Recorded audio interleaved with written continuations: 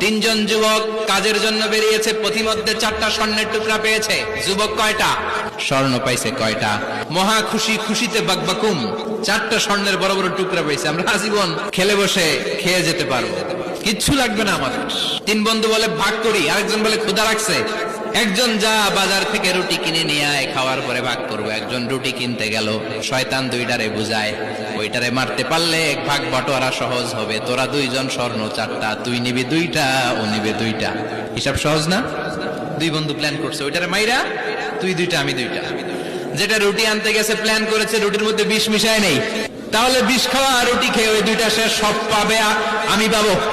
ভাগাভাগির কিছু নাই, 4টা স্বর্ণের টুকরার মালিক আমি। রুটির মধ্যে বিষ মেখে নিয়ে এসেছে, ওই 2 বন্ধু প্ল্যান অনুযায়ী ওইটারে ধরে মেরে ফেলছে।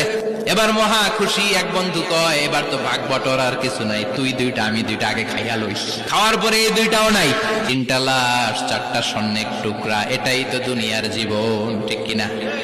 আসল জীবন কবর থেকে শুরু হবে, কোন ঠিক কিনা?